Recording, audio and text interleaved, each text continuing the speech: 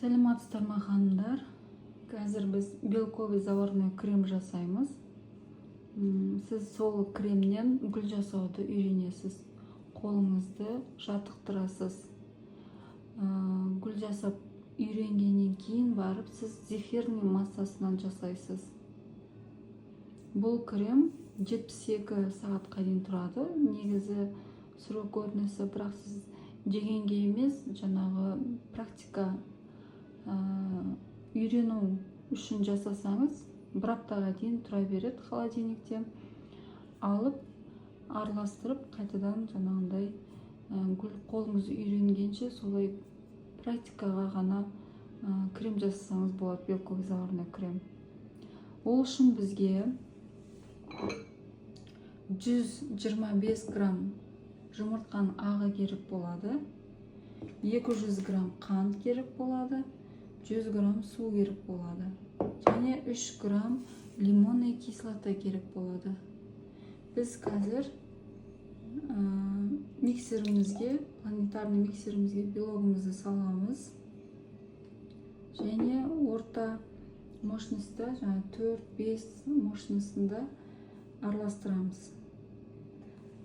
Қантымызға суымызды құйып, 125 градусқа дейін қайнатамыз.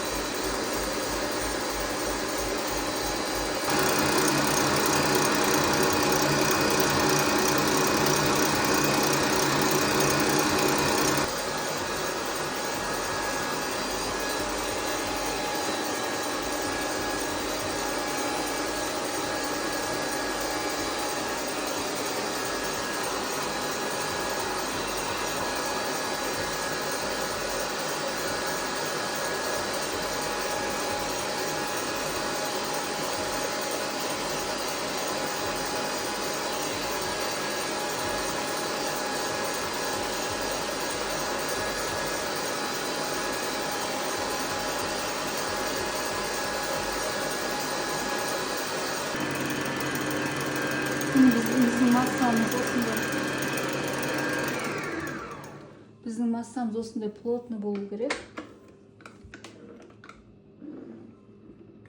Қазір енді сиропымызды құямыз.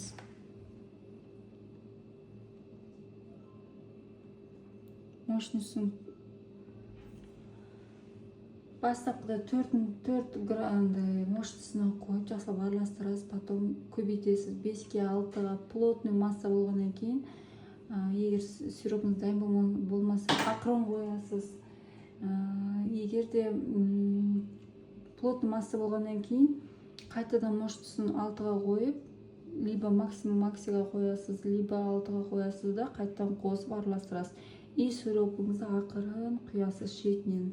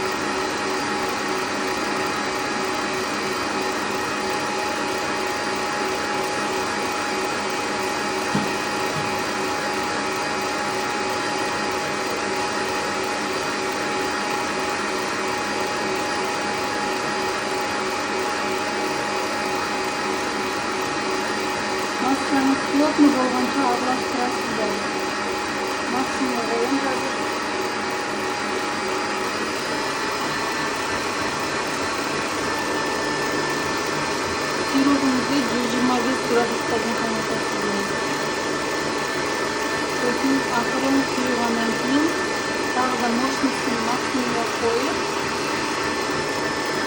плотный масса болғанға дейін кремді араластырасыздар. Ішінде яма көріну керек, үлкен яма. Соған дейін араластырасыздар, плотный болғанша.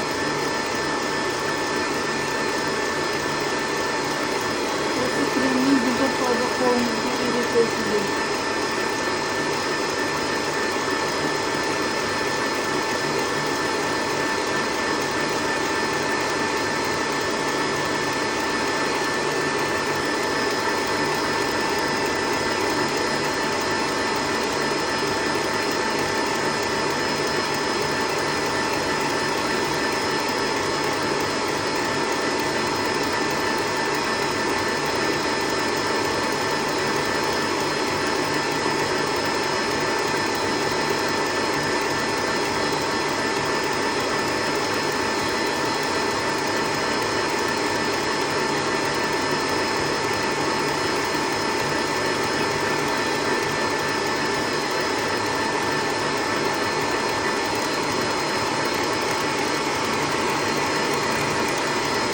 Осындай үлкен яма көрінуі керек астындағы. Кремнің бәрі жан жаққа уже шығып кету керек. Астындағы үлкен яма көріну керек.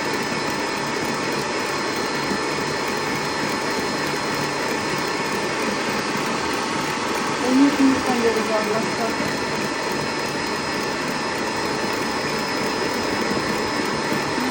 Болды. Осылай үлкен яма көрінгенше араластырасыздар. Креміміз.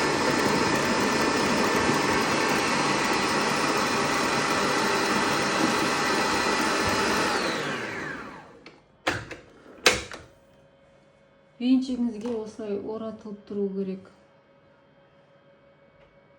Зефирный массада, белковый креміңіз де осылай венчикке оратылып, плотный масса болу керек. Енді осыдан біз қазір гүлдер жасаймыз.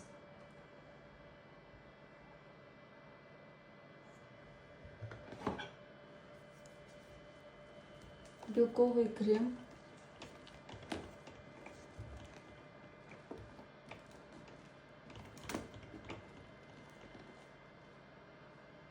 Мінекей венчикте тұр, лопаткаде өз формасын ұстап тұр, түс кетпейді, формасын жақсы ұстайды.